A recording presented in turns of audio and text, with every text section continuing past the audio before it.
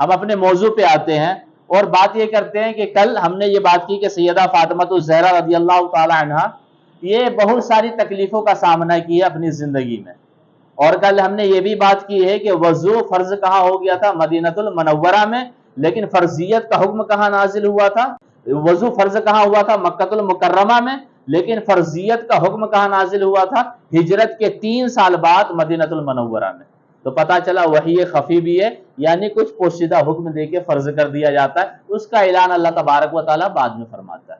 یہ بات سمجھ میں؟ اس لیے کہ نبی صلی اللہ علیہ وسلم ہجرت سے پہلے ہی وضو بنایا کرتے تھے، اور ہجرت سے پہلے ہی نماز کا حکم آیا، تو ہمیں یہ معلوم ہے اور ہمیں یہ یقین ہے کہ نبی کریم صلی اللہ علیہ وسلم اور صحابہ کرام وضو بنا کے ہی نماز پڑھتے تھے، اور وضو کا باقاعدہ حکم قرآن کے اندر کب نازل ہوا ہے؟ ہجرت کے 3 سال بعد مدینہ المنورہ میں۔ ہم آگے بڑھتے ہیں کہ ہم نے یہ جان لیا کہ ہجرت کے 10ویں سال خدیجہ الکبریٰ رضی اللہ تعالی عنہا یہ انتقال کر گئی تھی۔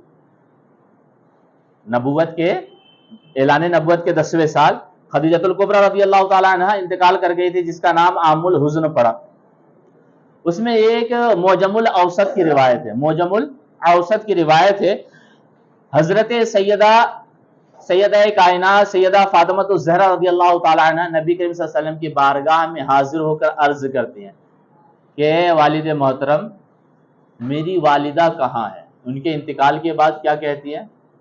عرض کرتی ہیں کہ ابا حضور میری والدہ کہاں ہے؟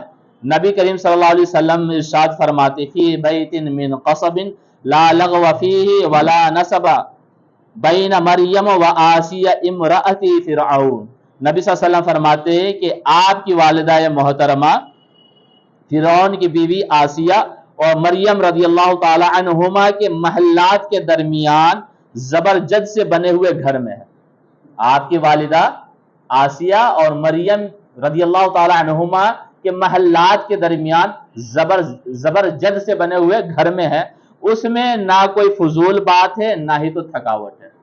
اللہ تبارک و تعالیٰ ایسا گھر دیا ہے جس میں کوئی تھکاوٹ بھی نہیں ہے، فضول بات بھی نہیں ہے۔ مطلب یہاں پہ جس طرح تمہاری والدہ کو اور ہمیں ستایا جا رہا تھا، اس طرح وہاں کوئی ستانے والا نہیں ہے، بلکہ وہاں اللہ کی رحمت خاص میں اور جنت میں صرف آرام ہی آرام ہے، تکلیف کا نام نہیں ہے۔ یہاں تک کہ کوئی بری بات کہنے والا بھی نہیں، چونکہ دنیا میں انہیں بہت ستایا گیا تھا، بہت برا بھلا کہا گیا تھا اعلان نبوت کے بعد۔ جو 10 سال کا لمحہ گزرا ہے ان کے لیے بھی بڑا چیلنج بھرا ہوا تھا، اس لیے کہ نبی صلی اللہ علیہ وسلم کی حمایت اور نصرت میں یہ بھی کھڑی تھی، تو ان کو بھی بڑا ستایا گیا، بہت برا بھلا کہا گیا۔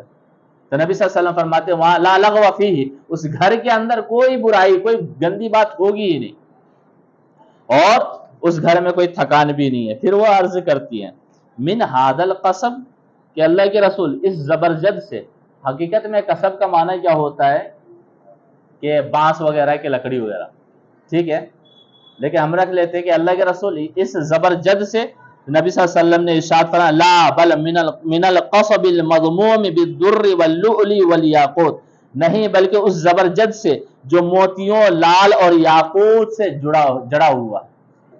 آپ کی والدہ کو جو اللہ تعالیٰ گھر دیا ہے وہ زبرجد سے بنا ہے، لیکن وہ زبرجد کون سا ہے؟ دنیاوی والا نہیں، بلکہ کیا ہے؟ دنیاوی یہ جو دکھائی دے رہا ہے یہ والا نہیں، بلکہ موتیوں سے، لال و گوہر سے اور یاقوت سے تیار کر کے اللہ تبارک و تعالیٰ آپ کی والدہ محترمہ کو گھر دیا، اس گھر میں آپ کی والدہ آرام فرما رہی ہے۔ تو ہماری بھی بچیاں عام طور پہ سوال کر لیتی کہ امی کہاں ہے؟ اگر والدہ کے انتقال ہو، والدہ انتقال کر گئی ہیں، یا تو کیا ہے دادی کہاں ہے؟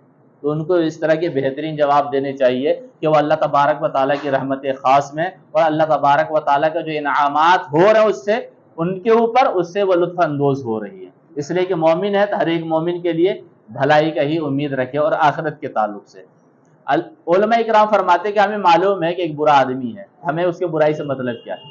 ہم یہ سوچے کہ اللہ رحیم و کریم ہے، ہو سکتا ہے کہ یقین کامل ہے کہ بندہ مومن دنیا سے گیا، اس کی رحمت جھوم کے برسی ہوگی، اس کی مغفرت ہو گئی ہوگی۔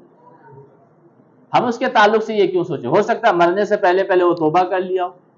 تو کسی کے بارے میں بدگمان نہ کرے، اس لیے کہا گیا ہے کہ زندہ آدمی کی اتنی قدر نہیں ہوتی جتنا مرنے کے بعد اس کی قدروں میں اضافہ ہو جاتا ہے۔ زندے میں تو انسان پتھر مار دیتا ہے، اور مرنے کے بعد کہتا ہے ہٹ جاؤ، قبر سے ہٹو، مٹی نہ گر جائے، مٹی سے بھی موت کے بعد بچاتا ہے۔ لہٰذا ہمیں یہ سوچنا چاہیے کہ اگر مردے کتنی قدر کرتے تو زندے کتنی قدر کرنی چاہیے، لیکن ہم زندوں کی کم کرتے، مردوں کی زیادہ کرتے، اس لیے کہ ہم اخلاقی اعتبار سے ہم مردہ ہو چکے ہیں، اخلاقی اعتبار سے ہم مردے ہو چکے ہیں، اس وجہ سے مردوں کی قدر زیادہ کرتے ہیں اور زندوں کی قدر کم کرتے ہیں، حالانکہ مومن ہونے کے ناطے سب کی عزت کرنے کی ذمہ داری ہماری ہے۔